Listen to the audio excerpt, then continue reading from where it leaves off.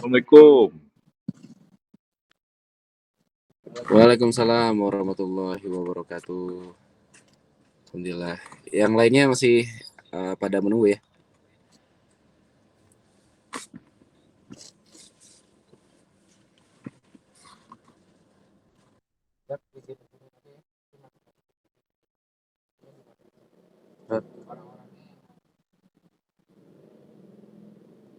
Oke, sambil menunggu yang lainnya, Bapak dan Ibu semua, kita mulai aja bareng-bareng kebersamaan kita di malam hari ini. Kayaknya boleh saya minta videonya dibuka juga ya, biar kayak nggak sendiri. Ya Pak. Ya, makasih ya Bapak Ibu. Oke, bismillahirrahmanirrahim. Assalamualaikum warahmatullahi wabarakatuh. Waalaikumsalam warahmatullahi wabarakatuh. Alhamdulillahirabbil alamin. Allahumma sholli ala sayyidina Muhammad wa ala ali sayyidina Muhammad. A'udzubillahi minasyaitonirrajim. Bismillahirrahmanirrahim. Alladzi khalaqal mauta wal hayata liyabluwakum ayyukum ahsanu amala wa huwal azizul ghafur. Rabbi shrah li sadri wa yassir li amri wahlul 'uqdatam min lisani yafqahu qawli. Alhamdulillah, apa kabarnya Bapak dan Ibu semua di malam hari ini? Sehat? Alhamdulillah, sehat Pak. Sehat ya. Alhamdulillah Pak, sehat. Alhamdulillah. Senang rasanya bisa ketemu lagi.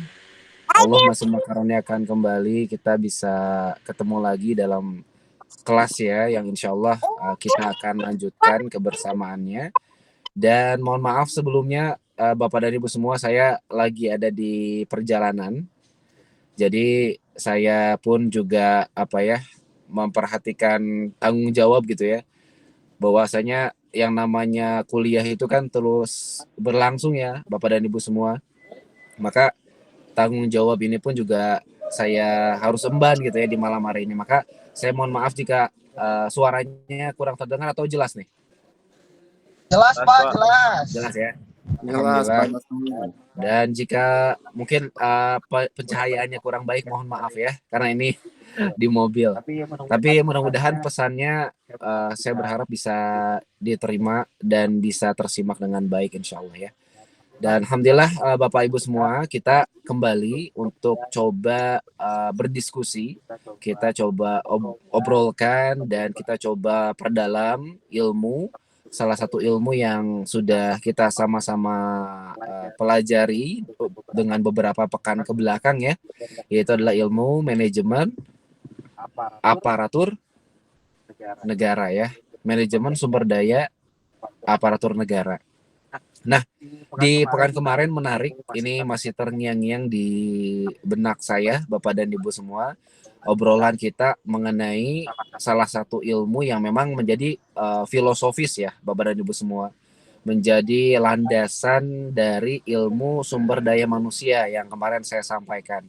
Bahwasanya ketika berbicara mengenai sumber daya aparatur negara, itu adalah salah satu ilmu yang memiliki payung besarnya, itu adalah sumber daya manusia. Kita ulang-ulang terus ya biar lengket di ingatan ya. Maka kalau kita tahu bahwasanya manajemen sumber daya aparatur negara begitu ya, atau aparatur lainnya begitu, itu merupakan salah satu ilmu dari cabang sumber daya manusia.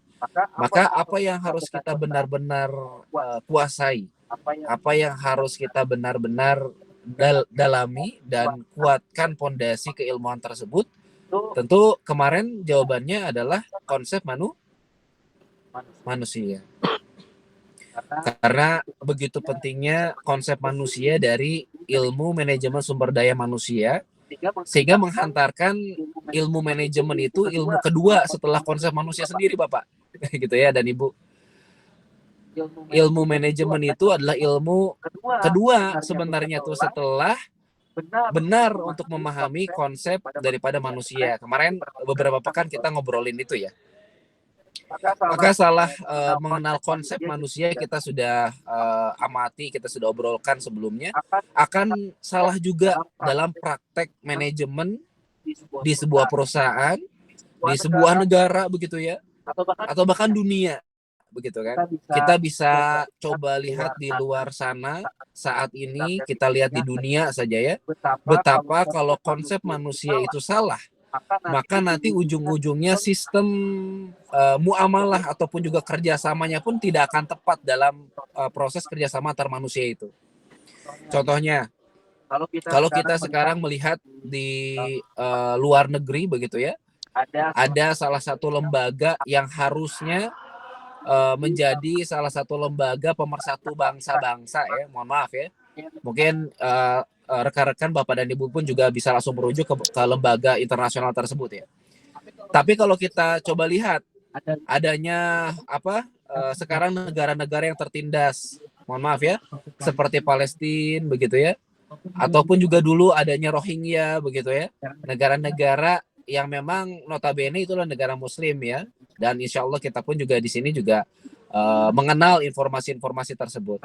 Tapi kalau kita lihat bahwasanya adanya ketertindasan dari negara-negara yang memang betul-betul terlihat tertindas itu, bagaimana reaksi daripada organisasi yang melabeli organisasi pemersatuan bangsa-bangsa tersebut begitu ya. Bahkan kalau kita lihat belum ada aksi-aksi yang pada akhirnya dapat juga menjadikan aksi yang bisa dilabeli pro terhadap perdamaian begitu ya, ataupun juga terhadap kebenaran dari adanya kasus tertindasnya bangsa-bangsa yang tertindas tersebut begitu. Maka kalau kita lihat Bapak dan Ibu semua, itu merupakan salah satu efek besar juga ya, yang bermula dari mana? Dari salah ataupun juga dari kurang pemahaman konsep sesungguhnya dari manusia itu sendiri. Jadi dampaknya apa? Dampaknya kalau ke dunia itu kacau, karena nanti hubungannya dengan negara ya. Tapi kalau kita tarik lagi Bapak dan Ibu semua, kalau tadi bangsa-bangsa gitu ya, negara-negara yang berkumpul menjadi satu yaitu di sebuah dunia gitu. Maka kalau kita tarik dari negara itu, kumpulan negara-negara itu mohon maaf, kumpulan dari satu negara itu berkumpul dan bersatu itu dari mana? Dari organisasi terkecil pembentuk negara itu keluarga ya.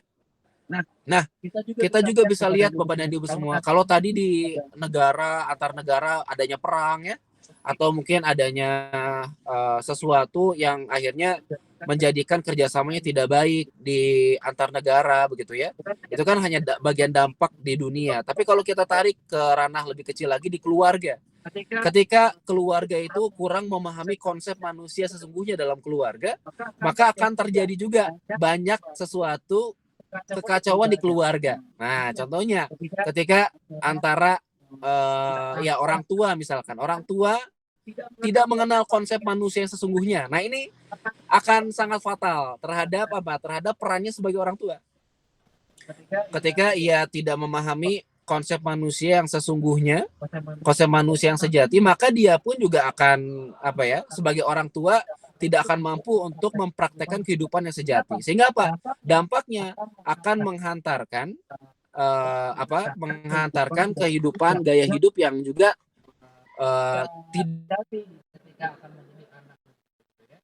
tidak sejati ketika akan mendidik anaknya begitu ya.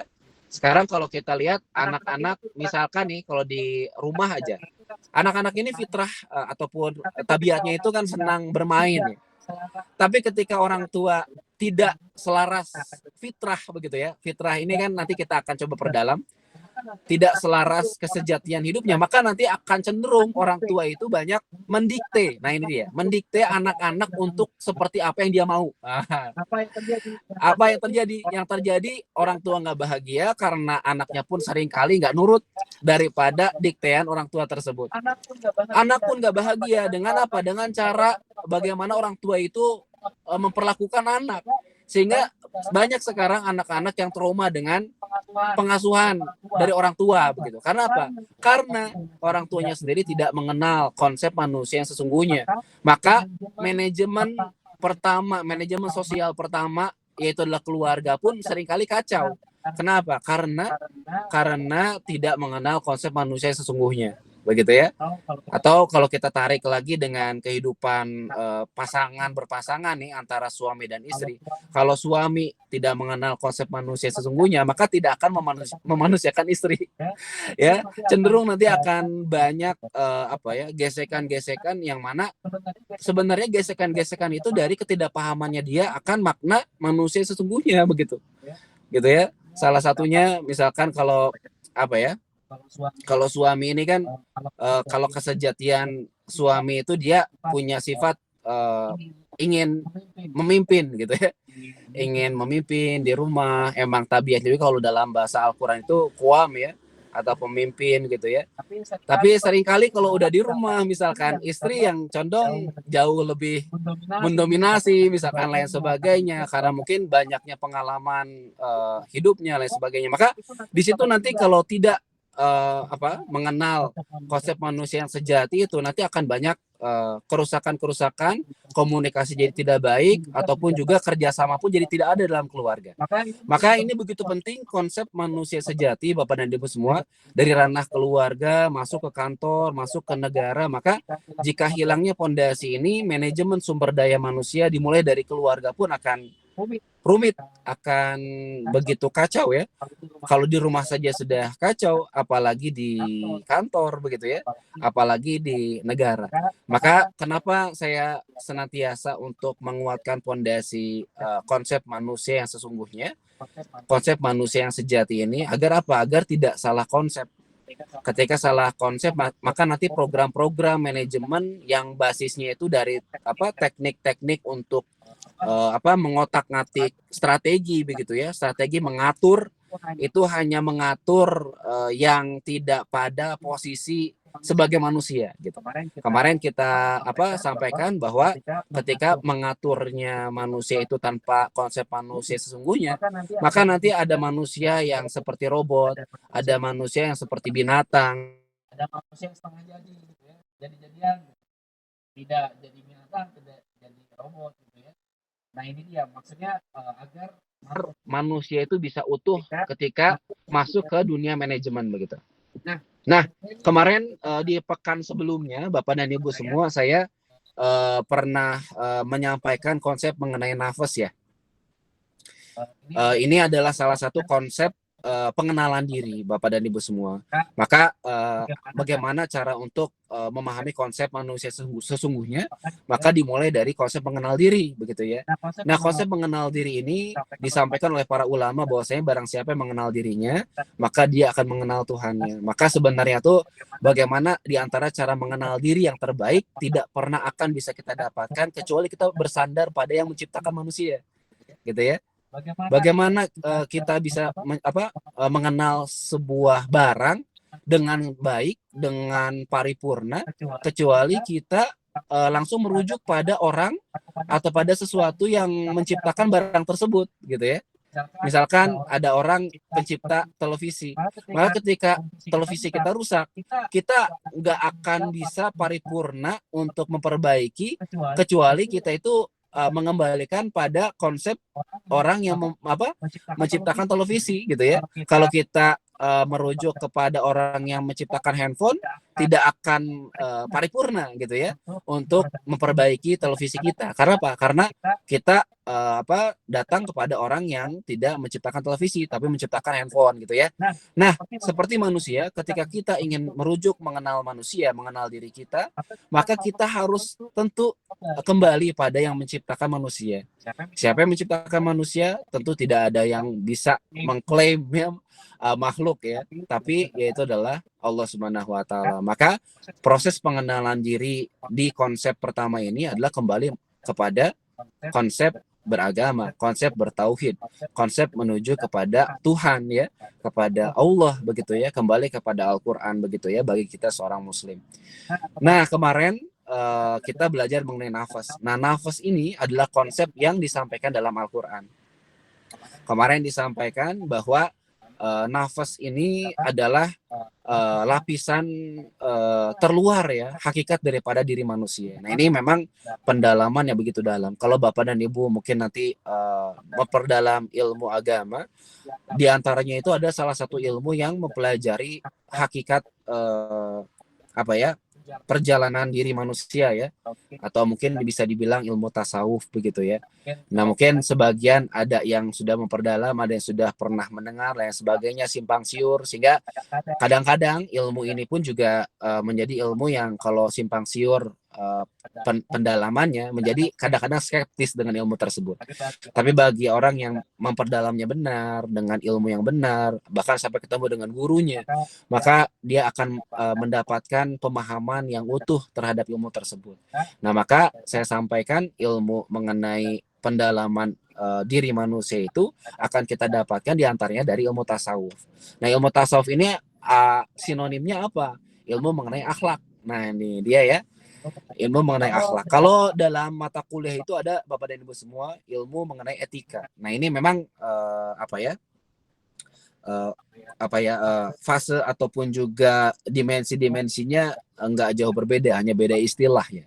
Jadi antara tasawuf, akhlak, etika ini diantaranya merupakan satu dimensi begitu ya, untuk mengenal hakikat dari manusia. Nah, maka kemarin kenapa saya dimulai dari lapisan terluar yaitu nafas Bapak dan Ibu semua? Karena ketika kita saja kurang mengenal diri kita yang terluar, maka kita akan sulit untuk mengenal lebih dalam lagi. Setuju ya? Ketika kita tidak mengenal sesuatu dari luar, maka di dalamnya pun kita akan bingung ya, gitu loh. Maka bagaimana cara untuk mengenal manusia yang sejati itu? Kita kenali dulu dari lapisan-lapisan terluarnya. Kalau dulu kita belajar biologi, maka kita dulu belajar mengenai organ tubuh ya Bapak dan Ibu semua ya. Ada tangan, ada kepala, ada badan, ada kaki, ada organ-organ begitu. Nah, ternyata tidak hanya jasad, tapi ternyata manusia itu punya jiwa. Nah, jiwa dalam bahasa ulama itu dinamakan nafas. Nah, nafas ini seakar kata dengan nafas. Maka Bapak dan Ibu semua sekarang bisa bernafas karena masih ada nafasnya. Gitu loh. Masih ada hayat yang dikandung oleh badan begitu. Maka nafas ini yang memang sekarang banyak juga dirujuk melalui ilmu-ilmu psikologi. Maka bagi ibu-ibu atau bapak-bapak yang memang senang mendalami pikiran, perasaan gitu ya, atau mendalami bagaimana motivasi begitu ya, itu akan cenderung banyaknya nanti di konsep nafas ini gitu. Maka nanti Bapak dan Ibu kan nanti buat skripsi nih. Siapa tahu ada yang mau buat skripsi terkait konsep motivasi, ini sangat bisa nih. Kalau nanti Bapak Ibu pengen benar-benar mendalami konsep motivasi yang sesungguhnya, maka tidak akan pernah terlepas dari konsep nafas ini. Gitu ya. Jadi apa? Hakikat terluar dari diri manusia itu ada namanya konsep nafas ya. Nafas ini sering disamakan juga dengan nafsu ya. Disampaikan sebelumnya ya, bahwa nafas ini memang punya level dasar ya. Level dasarnya itu memang cenderung untuk cenderung mengarah pada keburukan. Maka nafas ini nanti kalau dibiarkan begitu saja, diri kita nih Bapak dan Ibu semua, kalau diri kita diem nih, diri kita ini cenderung pasti akan berpikiran yang enggak ya, apalagi kita bawa bapak ya.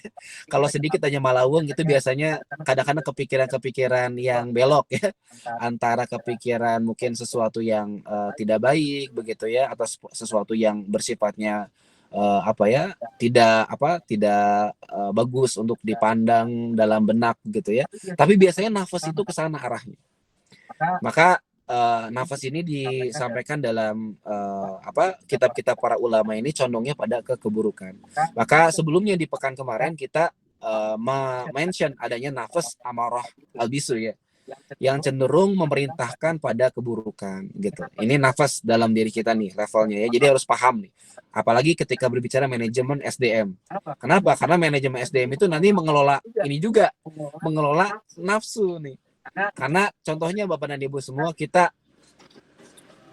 ingin kerja nih, condong pasti nafas kita main. Nafas kita main dari apa? Dari pengen penghargaan, pengen berkuasa. Apalagi laki-laki. Mohon maaf, laki-laki ini cenderung memang tabiatnya ingin mencapai kekuasaan, ingin mencapai target-target yang terus ingin dicapai gitu ya. Maka itu adalah cenderung pada konsep nafas tersebut gitu ya. gitu. Di antaranya lagi nafas ini cenderung pada apa keinginan-keinginan yang sifatnya senang kepada harta begitu ya, tahta begitu, dan wanita bagi laki-laki ya. Termasuk kalau di zaman sekarang itu ada ditambah harta, tahta, wanita, kuota gitu ya. Mohon maaf ya, ini sedikit guyon gitu. Jadi memang pada akhirnya nafas ini condong pada nanti sifatnya yang materialistik, yang memang sifatnya nanti akan cenderung senang, bahasa kecenderungannya. Ini nafas dalam diri kita yang perlu kita pahami. Maka nanti bagi Bapak dan Ibu yang memang sifatnya cenderung pada leader atau top management, dia pasti akan lapisan pertama yang akan disinggung itu nafas tuh. Karena nafas ini nanti kebutuhannya dengan makan, minum, ya tadi dia harga diri, udah kayak gitu kasih sayang gitu ya, kenyamanan dalam kerja gitu ya, udah kayak gitu bagaimana dia bisa meningkatkan motivasi di dalam hidupnya. Itu konsep nafas banget tuh bagi Bapak dan Ibu nanti yang udah masuk top manajemen. Ini konsep ini penting juga gitu ya untuk dipahami gitu. Tapi Bapak dan Ibu semua, ternyata kalau kita menjadi manajer dan ingin benar-benar mengelola SDM dengan paripurna sampai pada puncak kesempurnaan kesempurnaan totalitas produktivitas gitu ya manusia, maka tidak hanya dari lapisan nafas itu sebagai lapisan terluar dari manusia, tapi ternyata perlu kita untuk mengelola manusia tersebut itu ke dimensi lebih dalam. Kenapa? Ini menarik Bapak dan Ibu semua. Ini saya semakin fokus nih. Ketika kita sebagai top manajemen hanya memperhatikan SDM itu dari sisi nafasnya aja. Contohnya, kalau ada SDM kita yang nanti bisa meraih, nah ini kan meraih target nih. Kalau targetnya itu pencapaian dunia, contohnya misalkan target untuk mendapatkan penjualan, misalkan ya kalau dalam organisasi bisnis, penjualan, sales, marketing itu misalkan mencapai puncak gitu ya. Nanti dia akan mendapatkan reward. Nah, rewardnya itu misalkan dia pergi jalan-jalan gitu ya, atau misalkan mendapatkan mobil misalkan gitu ya. Nah, itu adalah salah satu metode untuk menstrategikan pergerakan nafas. Nah, kalau hanya itu, mohon maaf Bapak dan Ibu, kalau hanya itu tidak akan lama. Seseorangnya itu dia kalau dia udah cenderung dapat, dia ini akan cenderung biasanya ya bosen lagi, malas lagi, harus ada pacuan lagi. Pacuannya misalkan promosi lagi, dapat insentif lebih tinggi lagi. Nah, karena itulah sifat nafas. Nafas itu nggak bakal ada habisnya, puasnya. Inilah yang disampaikan oleh dalil agama, bahwa ketika Bani Adam itu sudah diberikan satu gunung emas, maka Bani Adam itu akan meminta gunung emas yang lain. Ketika si bapak itu sudah menikahi ibu, mohon maaf ya, maka nanti itu akan cenderung bapak itu kalau nggak dijaga nih nafasnya, mohon maaf bapak ya, ini akan cenderung ngelirik-lirik nih yang sebelah nih, gitu, ngelirik-lirik rumput tetangga gitu ya. Kenapa? Karena itulah nafas. Nafas itu nggak pernah akan ada puasnya. Maka nanti kalau perusahaan hanya mengelola manusia hanya dari sisi nafas, dia akan cenderung menjadi perusahaan yang hanya berkutat di pusaran-pusaran ya fluktuatif, yang dinamis, yang bahkan nanti ujung-ujungnya bisa sampai kolaps. Nah, gitu loh. Sekarang kita bisa lihat ya perusahaan-perusahaan yang besar, yang besar tapi kolaps gitu ya. Ada kan? Apalagi pasca pandemi kemarin. Perusahaan-perusahaan ada yang mem-PHK SDM-nya dan lain sebagainya. Di antaranya, kenapa? Karena kebanyakan memotivasi SDM hanya dari sisi nafasnya saja, dari sisi nafsunya saja, hanya ingin untuk mencapai kepuasan materi gitu ya, kepuasan makannya, cuma minumnya, rumahnya saja ataupun juga materi. Tapi lupa Nah, atau bahkan nggak tahu manajemen itu bahwa lapisan manusia itu ada lapisan yang lebih dalam lagi. Yang mana ketika manajemen itu melihat dan paham dari lapisan terdalamnya manusia, maka dia itu akan menyentuh lapisan yang dia itu lapisan kesejatian manusia itu sendiri. Maka nanti akan ada ketika manusia itu disentuh dari sisi terdalamnya manusia, maka SDM itu akan bergerak tanpa diinstruksikan. Nah, ini dia ya salah satunya. Karena kebanyakan sekarang SDM ketika nggak ada direktur, nggak ada manajer, nggak ada atasan, itu malas-malasan. Condongnya itu memanfaatkan waktu hanya untuk kesenangan dirinya, bukan untuk produktivitas kerja, bukan untuk memaksimalkan produktivitas kebersamaan visi misi di kantornya. Tapi ketika ada direktur, ketika ada atasan, ini baru langsung sigap, langsung siap, langsung benar-benar menegakkan badan gitu ya. Nah, maka berarti kan ini ada yang aneh dengan sifat manajemen ketika seperti itu. Ini ada sesuatu yang belum paripurna dari manajemen. Ketika hanya apa? Hanya mengelola nafasnya saja begitu. Akhirnya akan pasang surut manajemen itu. Maka apa lapisan lebih dalamnya lagi manusia? Kemarin sudah disinggung, ada yang namanya kolbu. Apa kolbu? Nah, kolbu ini banyak disinggung dalam Al-Quran. Bahkan kolbu ini dalam bahasa istilah Indonesia itu hati. Nah, hati ini bukan hati liver ya, tapi hati ini adalah hati spiritual, hati ruhaniah manusia yang sifatnya kalau istilah Imam Al-Ghazali itu sifatnya itu dia halus, yang memang benar-benar tidak bisa dilihat dan hanya bisa dirasakan oleh orang-orang yang benar-benar mendalami kehidupan dan mendalami ilmu tersebut begitu. Ilmu agama diantaranya ya. Maka kolbu inilah salah satu potensi yang memang perlu dikelola oleh manajemen. Maka hadirlah salah satu konsep manajemen kolbu. Manajemen kolbu itu adalah konsep dari Darut Tauhid Kiai Haji Abdullah Gimnas Tiar, atau disebut dengan A'agim ya. Masya Allah ya. Manajemen kolbu. Jadi A'agim itu sudah mendalami lebih dulu konsep manusia ya dari dulu. Saya juga qadarullah pernah belajar ya ke beliau gitu ya. Masya Allah. Jadi sedikitnya banyak pemahaman yang beliau terkait mengenai konsep manajemen kolbu tersebut. Maka Bapak dan Ibu semua, ternyata dalam diri kita ini punya hati. Nah, hati ini berbeda dengan tanda kutip emosi ya. Mohon maaf ya, kadang-kadang ini disamakan dengan emosi.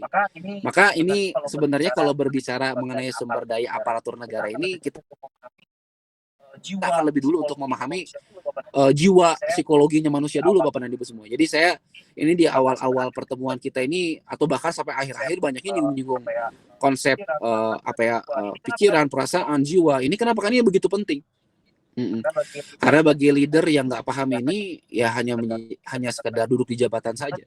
Dia tidak mampu untuk tidak mampu untuk memahami bagaimana cara menggerakkan manusia dengan sepenuh dan totalitas manusia tersebut ya gitu ya.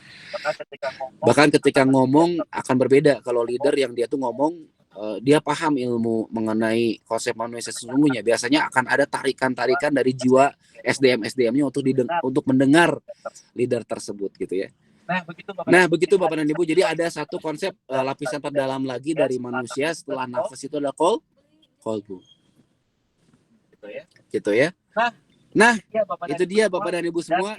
Dan yang saya lupa juga ada lapisan yang memang itu bersinggungan dengan nafas, tapi sebelum kolbu. Di antara kolbu dan nafas ini ada yang namanya akal. Nah, ini dia ya. Jadi sekarang Bapak dan Ibu semua kita lagi ada mata kuliah ini emang fungsi yang memang diaktifkan itu akal ya. Fungsi akal. Nah, akal ini berfungsi untuk mengharmonikan nafas kita. Sehingga nafas kita bisa lebih terarah dengan adanya ilmu seperti ini gitu ya. Dan akan lebih cenderung ketika dapat ilmu, si nafas ini lebih tenang, lebih terarah. Nah, ketika nafas terarah, akal pun juga dapat asupannya, maka nanti itu akan si kolbu yang di dalam ini akan terjaga di penyakit-penyakit kolbu. Nah, ini dia, maka ini akan lebih dalam lagi, bahasannya memang akan bahasan yang lebih masuk kepada kemurnian nanti kehidupan itu sendiri. Nah, ini yang memang nanti mahal ya, manajemen ini mahal di situ. Kenapa? Karena sekarang kalau saya katakan manajemen ini ya cenderung pada hanya kepentingan-kepentingan yang sesaat gitu ya. Sekarang kalau misalkan kantor nggak ada kepentingan kantor, ya udah, biasanya nggak ada kesolidan gitu ya, jarang ada kesolidan. Mungkin ada sebagian komunitas ada, tapi jarang banget ada kesolidan yang paripurna gitu ya dari sebuah komunitas gitu. Nah, kesolidan dari komunitas itu dimulai dari lapisan terdalam diri manusia yang memang diaktifkan begitu dan dikelola, udah kayak gitu diarahkan begitu ya. Nah, nanti ini perlu kerangka, perlu arah. Nah, arahnya ini tidak akan terlepas dari panduan petunjuk dari Yang Maha Menciptakan manusia, itu adalah Al-Qur'an begitu ya. Nah, itu ya, mungkin Bapak dan Ibu semua di sini masih cenderung ada yang masih bingung ya, atau masih belum begitu paham, tapi mudah-mudahan nanti seiring berjalannya saya sampaikan contoh-contohnya nanti lebih paham lagi. Nah, terakhir lapisan terakhir bisa dikecilkan itu yang aktif suaranya.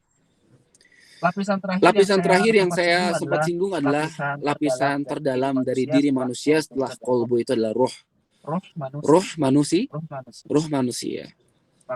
Maka kalau dikatakan ini kolbu ini adalah lapisan terluar daripada ruh manusia, maka ini adalah sesuatu yang sifatnya rahasia yang dulu sempat disampaikan ya. Nah, ruh ini sebelum diturunkan ke dunia, nah ini dia, sebelum saya nanti akan masuk ke teknis manajemen, ruh ini sebelum masuk ke dunia, ruh ini pernah bersaksi terlebih dahulu Bapak dan Ibu. Nah, ini perlu dipahami, perlu benar-benar diyakini, karena memang ini sifatnya keimanan, nggak bisa pakai logika akal-akalan aja, tapi harus benar-benar masuk kepada dimensi keimanan.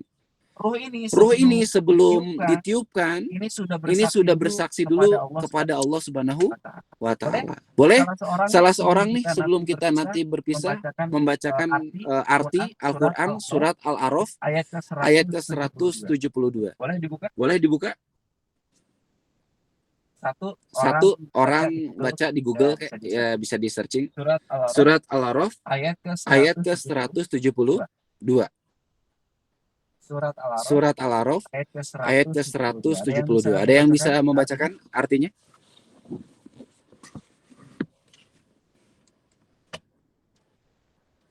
Pak Wahyu atau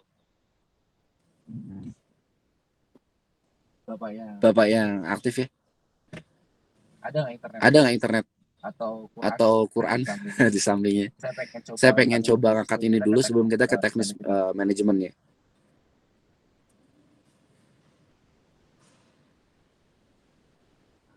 Ada nggak? Kalau nggak ada, saya ada Al-Qurannya.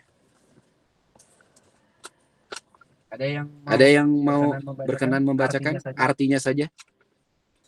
Surat Al-A'raf ayat ke-172.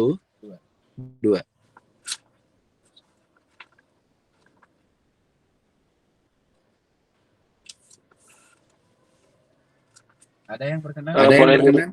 Boleh diulang Pak ininya? Surat Al-A'raf ayat ke-172. Siapa? Oke, ada ya. Alhamdulillah. Siapa namanya Pak? Nanti saya tulis. Edward Pak. Ya, Pak Edward. Artinya saja ya Pak ya. Al-A'raf 172 ya?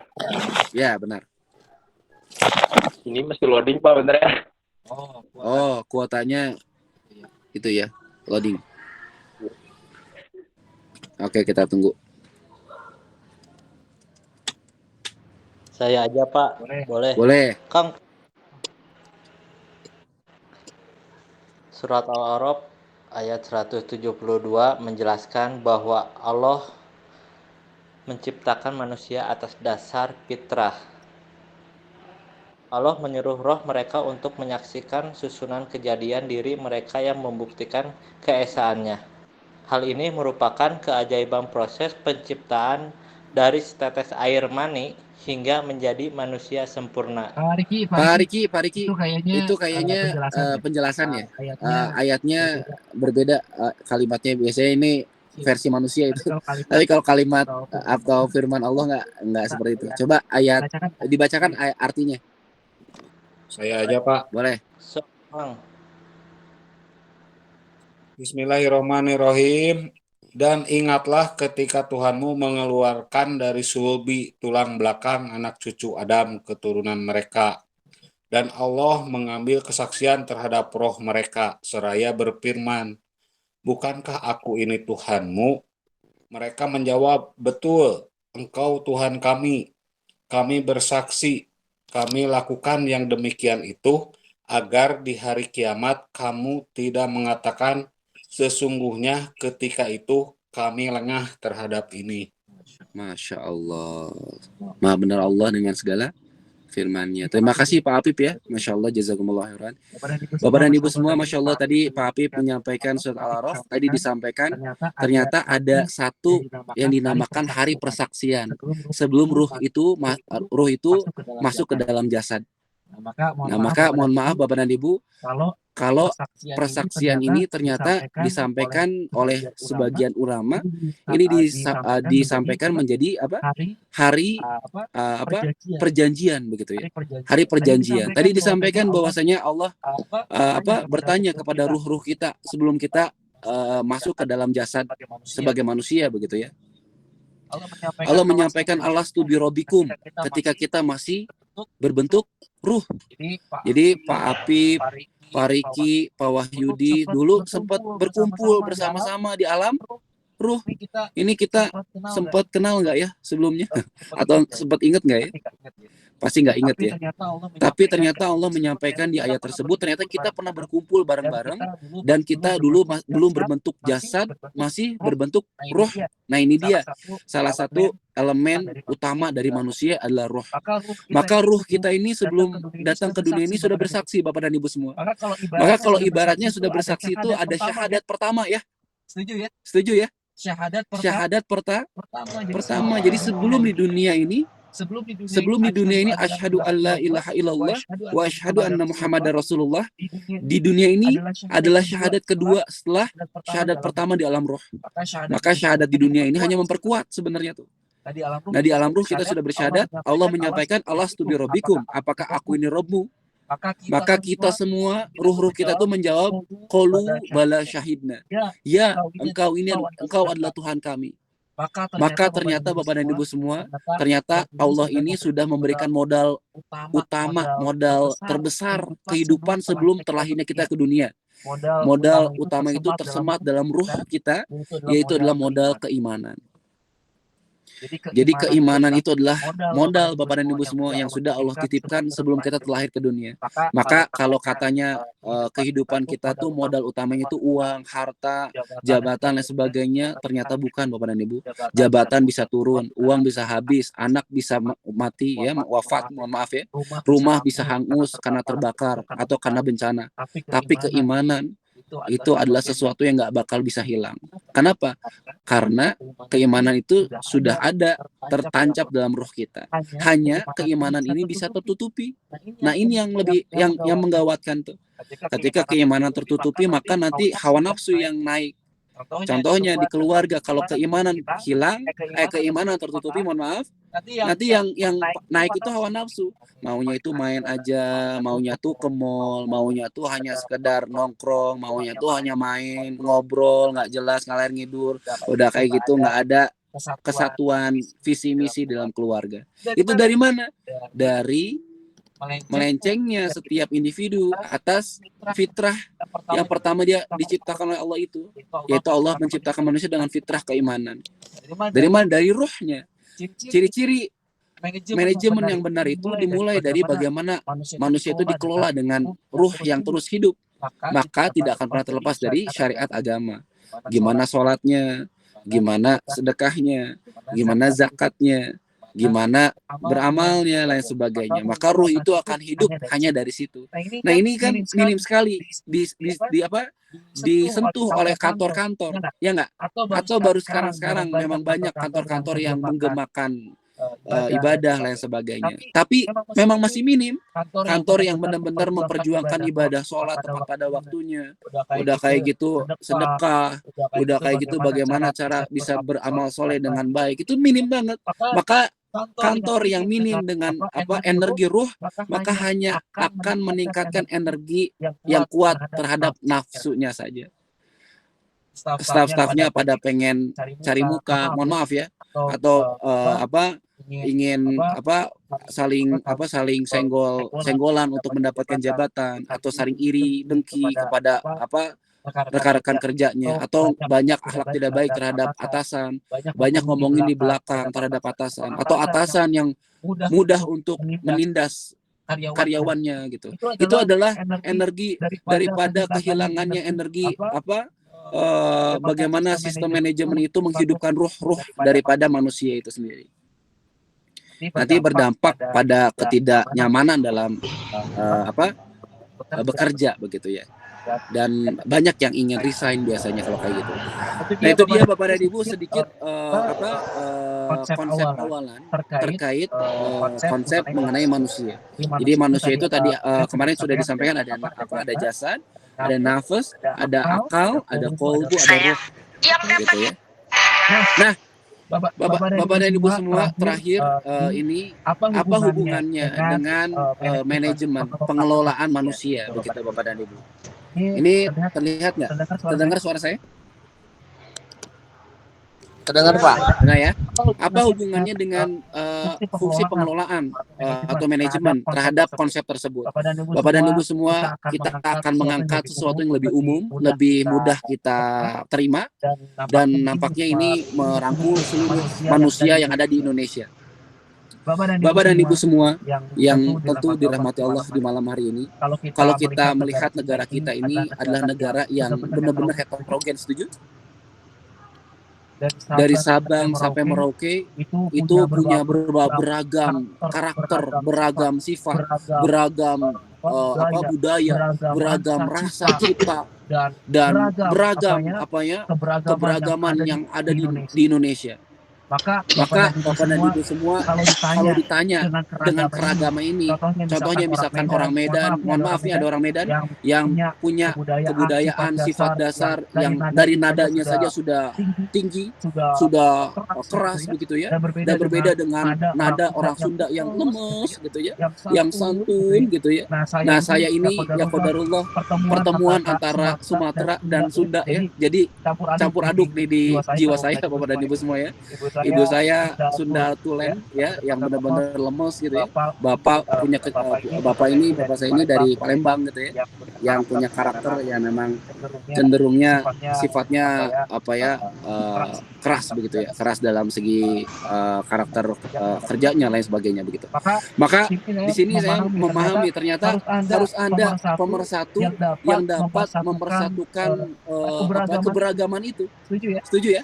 Dan pemersatu itu perlu konsep yang begitu universal, begitu diterima untuk semua kalangan yang berbeda ragam bentuk, rasa, cita, karakter, sifat gitu ya. Gitu ya. Apalagi di Indonesia. Maka Bapak dan Ibu semua sudah benarlah Indonesia itu punya filosofi landasan negara Indonesia itu. Apa landasan negara Indonesia Bapak Ibu? Landasan ideologinya?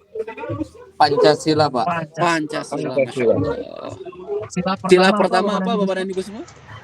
Ketuhanan yang Maha Esa. Masya Allah. Ternyata Bapak dan Ibu semua, Pancasila ini adalah ideologi konsep yang mampu merangkul negara Indonesia yang beragam heterogen sifat, karakter, budaya, suku, bangsa dalam satu wadah yang bisa mewadahi semuanya.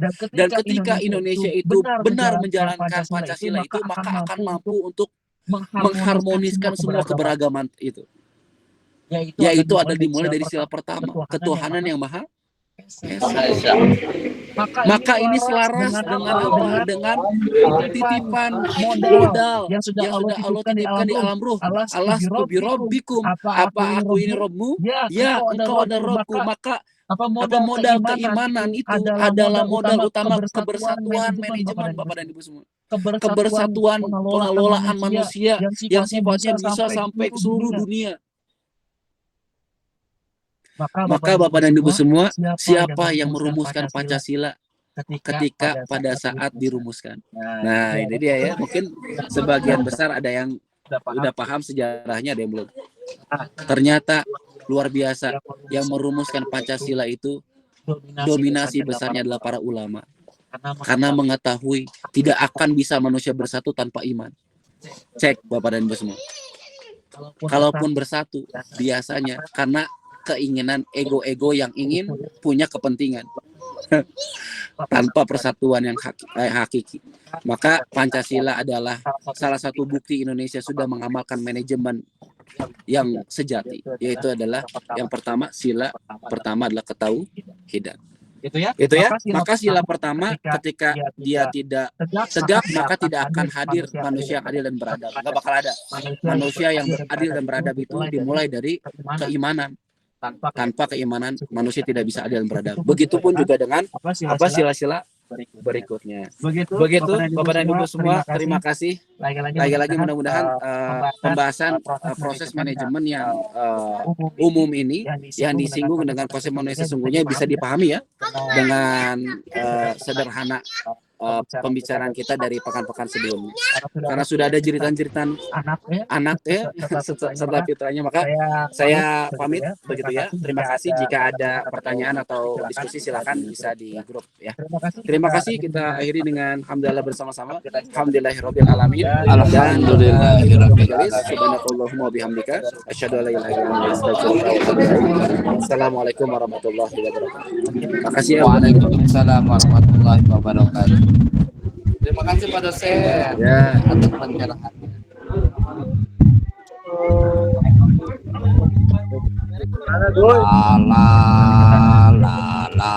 La.